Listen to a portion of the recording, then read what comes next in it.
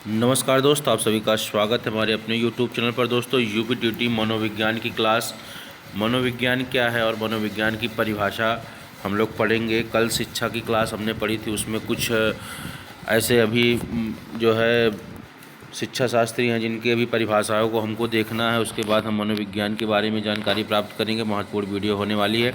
Video पर जितने भी भाई बहन पहली बार आए हैं वो चैनल को ज़रूर सब्सक्राइब करें, क्योंकि सब्सक्राइब करने में आपका कुछ भी नहीं जाएगा और हमें मोटिवेशन ज़रूर मिलेगी। तो यहाँ पे हम चलिए समय ख़राब नहीं करेंगे आपका और सीधे सीधे आपको टॉपिक पे ले चलेंगे। शिक्षा की परिभाषा से रिलेटेड जो हमारी जो है क्लास आज की होने वाली है, उसके बाद मनोविज्ञान से संबंधित क्लास होने वाली है। तो कल हमने कुछ देखा था, उसके बाद हम यहाँ पे महात्मा गांधी की परिभाषा देखेंगे। इन्होंने शिक्षा के बारे में क्या कहा है। तो इन्होंने कहा कि शिक्षा से मेरा अभिप्राय बालक अथवा व्यक्ति के शारीरिक, मानसिक अथवा आत्मा के सर्वांगीण विकास से है। यहाँ पे देख सकते हैं जो महात्मा गांधी का कोटेशन, इन्होंने क्या कहा है कि शिक्षा से मेरा अभिप्राय बालक अथवा व्यक्ति के शारीरिक, मानसिक एवं आत्मा के सर्वांगीण विकास से है। आगे अगर हम बात करें, रविन्द्रनाथ टैगोर जी ने क्या कहा है। शिक्षा वह है जो जीवन की संपूर्ण सत्ता के साथ समन्वय स्थापित करने की शक्ति देता है। शिक्षा वह है जो जीवन की संपूर्ण सत्ता के साथ साथ समन्वय स्थापित करने की शक्ति देता है। ये रविन्द्रनाथ टैगोर जी ने कहा। आगे अगर हम देखें तो सुकरात ने क्या बताया कि शिक्षा से तात्पर्य संसार के उन सर्वमान्य विचारों को प्रकट करना है जो व्यक्ति के मस्तिष्क में सन्निहित होता है। मेरे भाई, तो सुकरात जी की परिभाषा क्या थी कि शिक्षा से तात्पर्य संसार के उन सर्वमान्य विचारों को प्रकट करना है जो व्यक्ति के मस्तिष्क में सन्निहित है। उसके बाद हम आते हैं, ये हमारे जो है प्लूटो जी हैं। प्लूटो जी ने क्या कहा, सत्यम शिवम सुंदरम का ज्ञान प्राप्त करना ही शिक्षा कहलाता है। जो सत्यम शिवम सुंदरम का ज्ञान प्राप्त होता है उसी को हम क्या कहते हैं, शिक्षा कहते हैं। ये प्लूटो जी ने बताया है। आगे अगर हम बात करें अरस्तु क्या कहते हैं शिक्षा के बारे में, तो स्वस्थ शरीर में स्वस्थ मस्तिष्क का निर्माण ही शिक्षा है। मनुष्य अगर शारीरिक रूप से स्वस्थ रहेगा तो उसके अंदर स्वस्थ मस्तिष्क का निर्माण भी होगा, तो वही हमारी क्या है, वो शिक्षा है। आगे अगर हम देखें, हर्बर्ट स्पेंसर जी जो है एक मनोवैज्ञानिक हैं। इन्होंने क्या शिक्षा के बारे में क्या कहा है, शिक्षा से तात्पर्य अंतर्निहित शक्तियों तथा बाह्य जगत के मध्य समन्वय स्थापित करना ही हमारी जो है वो शिक्षा है। हर्बर्ट स्पेंसर ने क्या बताया कि शिक्षा से तात्पर्य अंतर्निहित शक्तियों तथा बाह्य जगत के मध्य समन्वय स्थापित करना ही शिक्षा कहलाता है। रूसो के अनुसार शिक्षा अंदर से होने वाला विकास है, बाहर से एक साथ होने वाली वृद्धि नहीं। इनका ये मानना है कि शिक्षा जो है वो अंदर से होने वाला एक विकास है, न कि बाहर से होने वाली वृद्धि।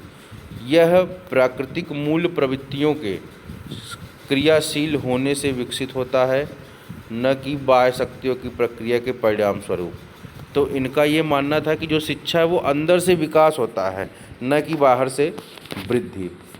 ये किसका मानना था मेरे भाई, रूसो के अनुसार। अब हम पेस्टोलॉजी जी को देखेंगे। शिक्षा मनुष्य की जन्मजात शक्तियों का स्वाभाविक, समरस और प्रगतिशील विकास है। अब पेस्टोलॉजी के बाद आते हैं फ्रावेल ने क्या बताया, शिक्षा वह प्रक्रिया है जिसके द्वारा बालक अपनी आंतरिक शक्तियों को बाह्य शक्तियों के रूप में देखती है। तो यह फ्रावेल जी ने इन्हें क्या बताया कि शिक्षा जो है वो जिसमें बालक द्वारा अपनी आंतरिक शक्तियों को बाह्य शक्तियों के रूप में प्रदान करना है। एडम स्मिथ बताते हैं कि शिक्षा दर्शन का गत्यात्मक पहलू है। शिक्षा क्या है, वो दर्शन का गत्यात्मक पहलू है। टीपी नन जी ने बताया कि शिक्षा व्यक्ति का पूर्ण विकास है। टीपी नन बोलते हैं कि शिक्षा क्या है, वो व्यक्ति का एक पूर्ण विकास है। ये थे हमारी शिक्षा शास्त्रियों की परिभाषा शिक्षा के ऊपर। अब हम देखेंगे शिक्षा का विश्लेषणात्मक अर्थ, जो 4 रूपों में है। शिक्षा का विश्लेषणात्मक अर्थ जो है, शिक्षा छात्रों की जन्मजात शक्तियों के विकास के रूप में। दूसरा है हमारा शिक्षा नवीन सूचनाओं के रूप में। तीसरा है हमारा शिक्षा एक गतिशील प्रक्रिया के रूप में। और चौथा हमारा है शिक्षा विद्यालय की परिधि की सीमित ज्ञान के रूप में। विश्लेषणात्मक अर्थ है शिक्षा का, ठीक है, इसको नोट डाउन करिएगा। आगे अगर हम देखें शिक्षा में अवरोधन क्या होता है मेरे भाई, इसको यहाँ पे नोट करिए। शिक्षा में अवरोधन से तात्पर्य किसी बालक का 1 वर्ष से अधिक समय तक एक ही कक्षा में रहना होता है, ठीक है। शिक्षा का अवरोधन का मतलब ये है कि कोई बालक है वो 1 वर्ष से अधिक एक ही कक्षा में पढ़ रहा है, तो ये कहीं ना कहीं शिक्षा में अवरोधन का कार्य करती है। तो आगे हम अब चलते हैं जो है वो मनोविज्ञान के ऊपर। अगर हम मनोविज्ञान के ऊपर देखें, मनोविज्ञान का आशय एवं परिभाषा मेरे भाई, ठीक है। मनोविज्ञान का आशय, तो मनोविज्ञान शब्द अंग्रेजी भाषा के साइकोलॉजी शब्द का हिंदी रूपांतरण है, ठीक है। मनोविज्ञान क्या है, अंग्रेजी भाषा के साइकोलॉजी शब्द का हिंदी रूपांतरण है। नोट डाउन करिएगा, इंपॉर्टेंट चीज़ है। साइकोलॉजी शब्द जो है वो ग्रीक भाषा के 2 शब्दों से, साइकोलॉजी जो शब्द है वो ग्रीक भाषा के 2 शब्दों से साइकी और लोगस से मिलकर बना है। ग्रीक भाषा में साइकी का अर्थ होता है सोल मतलब होता है आत्मा, और लोगस का मतलब होता है स्टडी मतलब अध्ययन करना। तो इस प्रकार हम शाब्दिक उत्पत्ति की दृष्टि से इस मनोविज्ञान की परिभाषा आत्मा का विज्ञान, जो मनोविज्ञान की परिभाषा है वो क्या कह सकते हैं, आत्मा का विज्ञान कहा जाता है। सर्वप्रथम गैरिट नामक, नोट डाउन करिए, ये इम्पॉर्टेंट चीज़ है। सबसे पहले जो है वो गैरिट नामक मनोवैज्ञानिक ने शाब्दिक व्युत्पत्ति के आधार पर आत्मा का विज्ञान के रूप में परिभाषित किया था। सबसे पहले अगर साइकोलॉजी को किसी ने परिभाषित किया था तो वो कौन थे, गैरिट नामक मनोवैज्ञानिक थे, जिन्होंने शाब्दिक व्युत्पत्ति के आधार पर आत्मा का विज्ञान के रूप में परिभाषित किया था। अब देखिए, इस परिभाषा के संदर्भ में उन्होंने 3 विद्वानों प्लूटो, अरस्तू और डेकार्ट से इसका समर्थन भी स्वीकार किया था। प्लूटो, अरस्तू और डेकार्ट से इसका समर्थन भी स्वीकार किया था कि मनोविज्ञान जो है वो आत्मा का विज्ञान है। लेकिन लगभग 16वीं शताब्दी तक मनोविज्ञान की इस परिभाषा को स्वीकार किया गया था, किंतु आगे चलकर इसे अस्वीकार कर दिया गया। क्यों? क्योंकि मनोविज्ञान का प्रारंभिक अध्ययन जो है वो दर्शन शास्त्र की एक शाखा मन के दर्शन, ठीक है, दर्शन शास्त्र की एक शाखा जो थी वो मन के दर्शन के रूप में किया जाता था।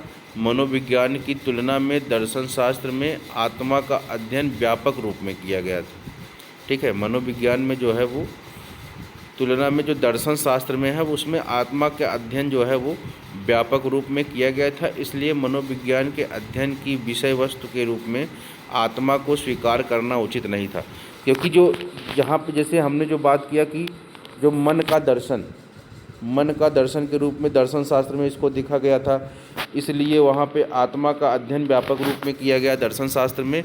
तो ये मनोविज्ञान में जो है वो आत्मा का अध्ययन के रूप में इसको स्वीकार करना गलत था, इसीलिए यहाँ पे जो है वो अस्वीकारा गया था। अब यहाँ पे हम कुछ वैज्ञानिकों के जो है वो परिभाषा देखेंगे मनोवैज्ञानिकों के। वाटसन ने मनोविज्ञान को व्यवहार का विज्ञान कहा है। वाटसन ने मनोविज्ञान को क्या कहा है कि मनोविज्ञान जो है वो व्यवहार का विज्ञान है। स्किनर ने क्या कहा, स्किनर ने कहा मनोविज्ञान शिक्षा की आधारशिला है, मनोविज्ञान शिक्षा की आधारशिला। और फिर स्किनर का एक और कोटेशन आता है कि मनोविज्ञान व्यवहार में अनुभव का विज्ञान है, व्यवहार में जो अनुभव है उसी का विज्ञान है मनोविज्ञान, स्किनर ने ही कहा। आगे वुडवर्थ ने माना कि मनोविज्ञान वातावरण के संबंध में मानव व्यवहारों का विज्ञान है। तो ये कुछ परिभाषाएं हैं। आगे जो हैं हम और भी जो शिक्षा शास्त्री हमारे हैं उन्होंने मनोविज्ञान के ऊपर क्या परिभाषा दी है, अगली क्लास में हम उसको देखेंगे। फिर धीरे धीरे इस तरीके से हम लोग आगे बढ़ेंगे मनोविज्ञान में, ठीक है। और भी अच्छी अच्छी क्लासेस आपको मिलेगी। चैनल को सब्सक्राइब कर लीजिए। आगे तो और भी मैं बढ़िया चीज़ आपको मनोविज्ञान से संबंधित, यूपीटीटी से संबंधित जो है परीक्षा से रिलेटेड जो भी चीज़ें हैं वो मैं पढ़ाऊँगा। वीडियो पसंद आए एक लाइक, चैनल को सब्सक्राइब करें। धन्यवाद।